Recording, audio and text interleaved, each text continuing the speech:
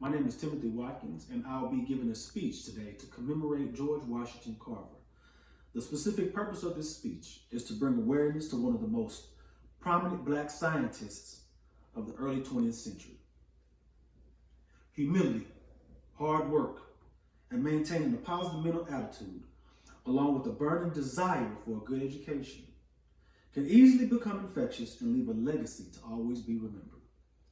For most of his career, George Washington Carver educated and organized research at the Tuskegee National Institute, known today as Tuskegee University in Tuskegee, Alabama.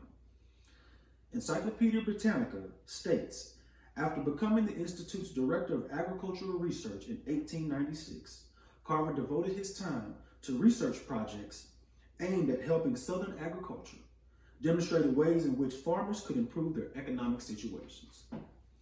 In addition to his work on agricultural experimentation, his alternative achievements included enhancement of racial relations, mentoring youth, poetry, painting, and religion. George Washington Carver's exemplification of hard work, preserving an affirmative mental attitude, and thirst for education was contagious. His genuine interest in others, along with his generosity, was commended throughout the world.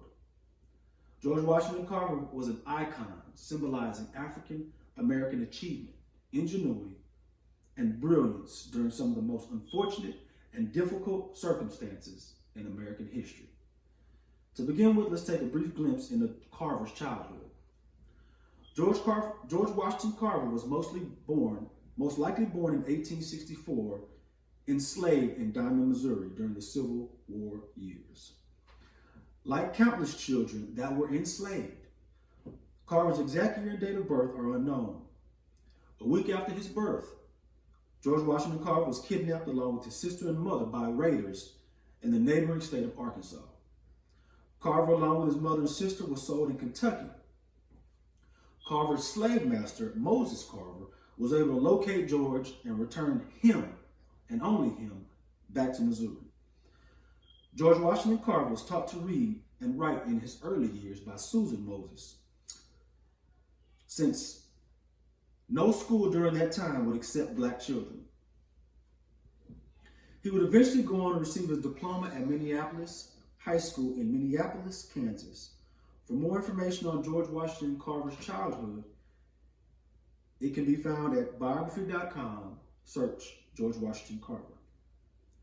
Equally challenging as his childhood years, his continuous pursuit of education and knowledge was faced with adversity as well.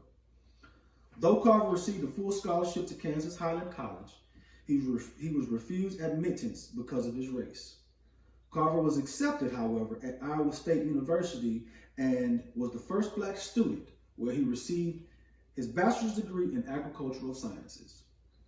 Recognizing his skill set, the school asked him to stay on as an instructor while he obtained his master's degree.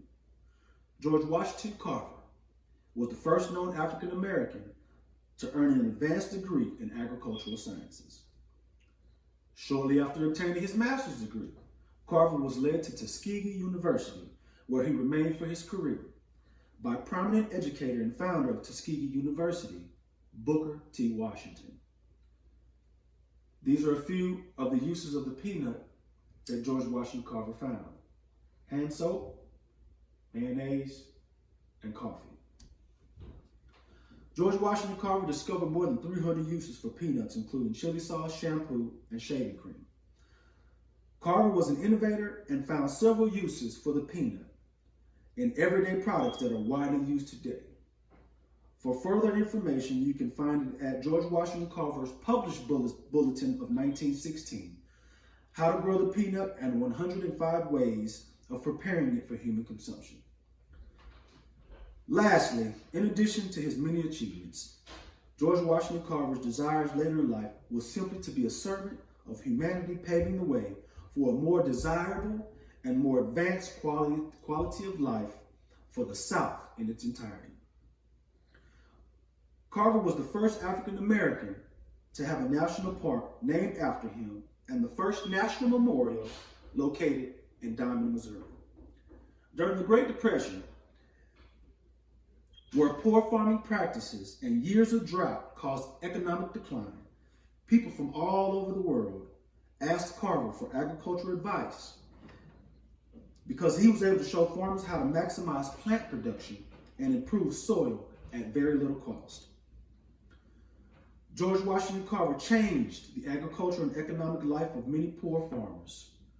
From ordinary peanuts, he made hundreds of useful products, including milk, cheese, and grease. In 1921, Carver appeared before the U.S. House of Representatives on behalf of the peanut industry, resulting in a high protected tariff for the peanut. Carver also traveled to India to discuss nutrition in developing nations with Mahatma Gandhi. For more information on George Washington Carver, you can go to the George Washington Carver Museum in Tuskegee, Alabama. Today, I wanted to bring awareness to one of the most prominent Black scientists of the early 20th century. In conclusion, we all have a shared responsibility in educating future generations on pioneers such as George Washington Carver, who was an icon symbolizing African American achievement, ingenuity, and brilliance during some of the most unfortunate and difficult circumstances in American history. As mentioned previously, Carver's exemplification of hard work, preserving an affirmative mental attitude, and thirst for education was contagious. Conclusively, no matter who you are and where you're from, we have all benefited from the brilliance, hard work, and dedication of George Washington Carver. Thank you.